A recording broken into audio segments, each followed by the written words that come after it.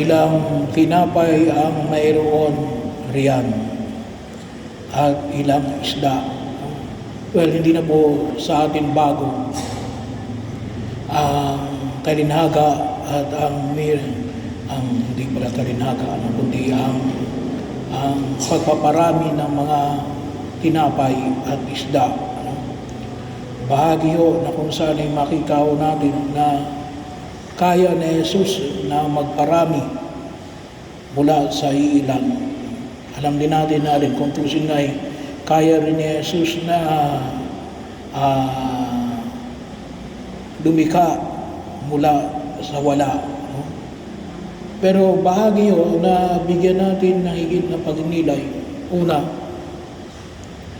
ay ang pagbabago ng kaisipan. Ano yung pagbabago ng kaisipan?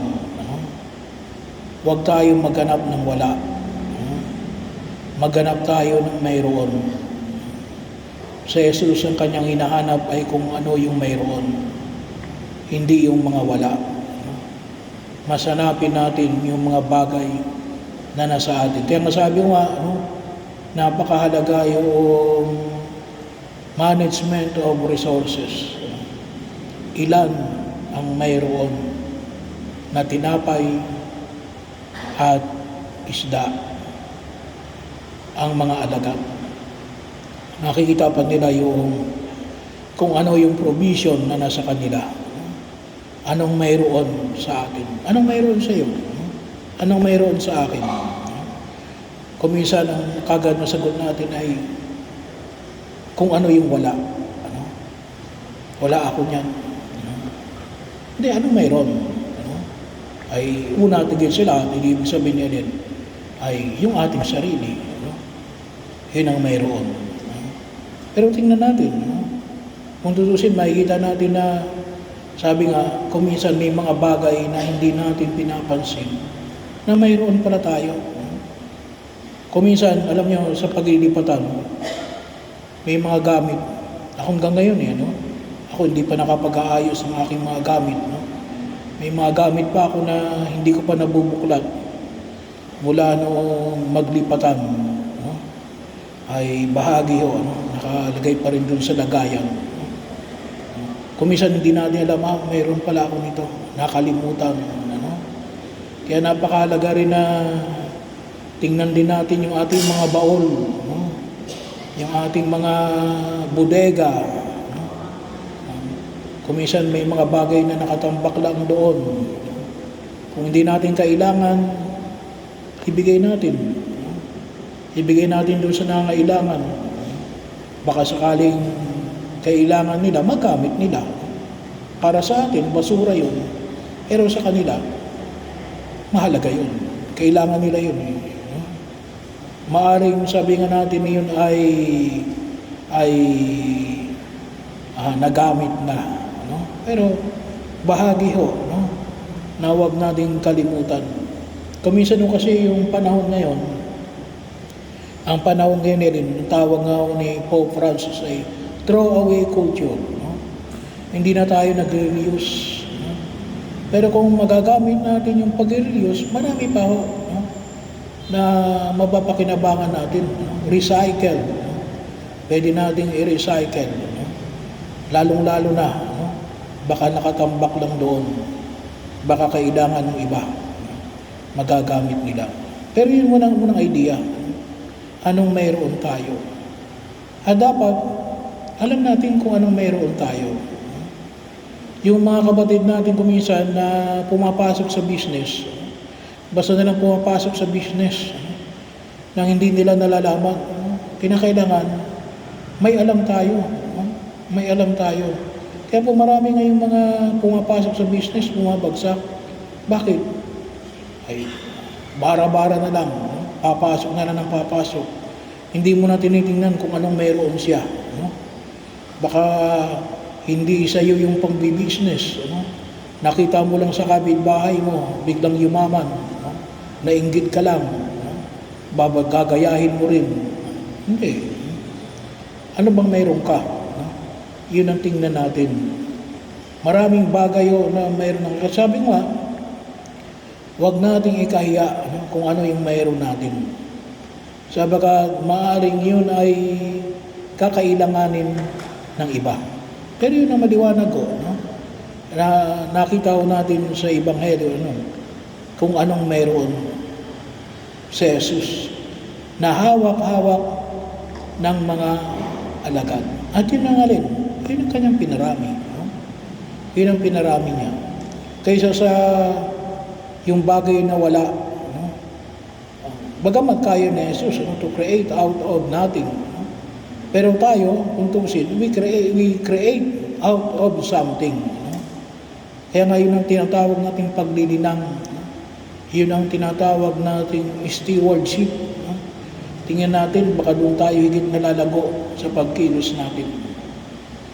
Pangalawa, ay ginawa ito ni Jesus, ay out of mercy. Dahil nahabag ako sa mga tao. So, bahagi ho na makita ko na napakahalaga na yung ating paglalakbay tungo sa kaliwanagan ay napakahalaga yung alin, katungo kay Jesus na alin, na out of mercy. Out of mercy. At nakita natin, kapag sinabi natin na hindi lang masabi na maawain ito, no? Hindi lang basta maawain, yun ang kailangan kasi ng tao. No? Pwede kasing maawain tayo, pero kung tusin, hindi naman kailangan ng tao. Baka bigay tayo ng bigay, hindi naman kailangan ng tao. No? So, sasabihin lamang na may pera tayo, pero hindi naman yung kailangan. No? Ay, hindi masasabi na tayo ay merciful kasi hindi niya naman gagamitin yun eh. Masabi lamang na may ibinigay tayo, pero hindi naman yun ang kailangan niya. So maliwanag ko kay Jesus, kailangan ng mga tao itong alin, pagkain, sapagkat ilang araw na silang sumusunod kay Jesus. And most probably, yung kanilang dalang pagkain ay ubos na. Bahagi ho. Kung meron man ay kakaunti na lang ang maaaring mayroon pa.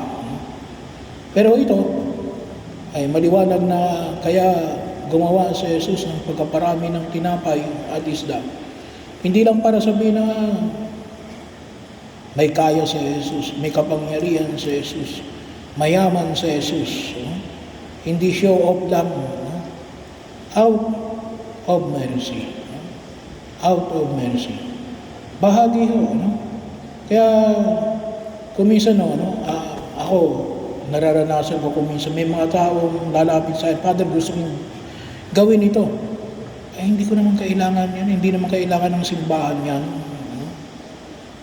Kung sasabihin mo na, kung pwede dito mo ibigay, ayaw na mo ibigay, gusto niya yun, ang gusto niya ipagawa. Ay, hindi mercy yun. Ay, sabi ko, hindi ko yan ang kailangan ko. Kaya tatanggihan ko.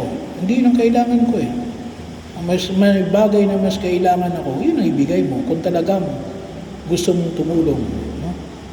Bahagi ko yun. Ang kinakailangan, itulong din natin sa tao. Ito yung kailangan natin. Bahagi na kung saan yung hindi lang sapagat, hindi lang ito yung gusto natin. Ngayon mga kabataan, kinakailangan din natin, na turuan sila, sapagkat maaari kasi ang inihiling nila, ay hindi talaga nila kailangan. Baka ikapapahamak pa nila. Si Jesus, maliwanag na alin. Itong mga taong ito, pinagaling ni Jesus, pinalakad ang mga pilay, pinakita ang mga bulag, inaayos ang mga pingkaw, tapos uuwi sila, baka mahilo sila. Ay di sayang yung pagpapagaling sa kanila, ipapahamak din nila. Kaya yun ang ginawa ni Jesus.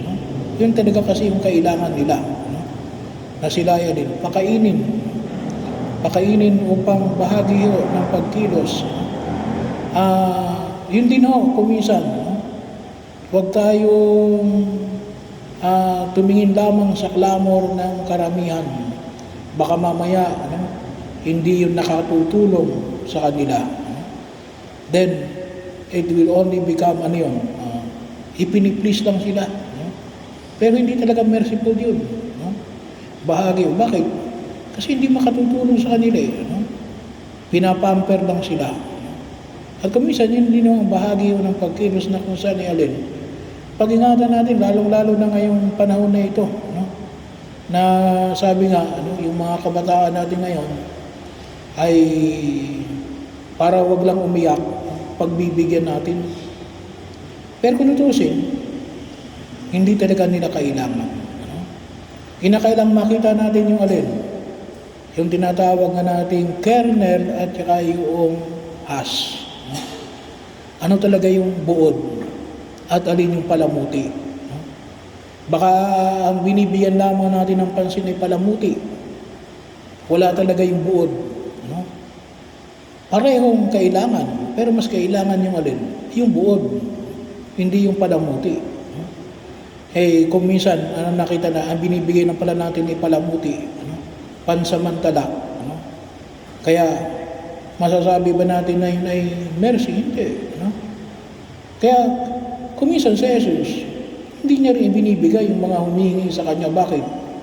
Kasi nga, baka hindi naman talaga yun ang kailangan natin. Kinakailangan natin, hilingin talaga natin kung ano yung kailangan natin. At bilang mga katekista, kinakailangan na turuan din natin ang mga tao na makita kung ano ba talaga yung kailangan natin. Hilingin natin ang biyaya ng Espiritu Santo, na makita natin kung ano ba talaga yung kailangan natin. Kasi sabi nga natin, medyo mabigat yun na masabi natin na pinupuspos tayo ng Espiritu Santo. Pero ang hinihingi natin ngayon, palamuti lang pala. Baka hindi Espiritu Santo ang pumupuspos sa atin. Baka ibang Espiritu. Dapat, kung talagang Espiritu Santo ang pumupuspos sa atin, yung dapat na hingin natin ay alin, yung buod. Kung ano yung talagang kailangan natin. At yun ang ipinakita na Jesus sa kanyang pagkabakain sa mga taong ito na kanyang pinagaling. Pinadami niya ang tinapay at mga isda para maging lakas nila sa kanilang paglalakbay pauwi sa kanilang mga bahay.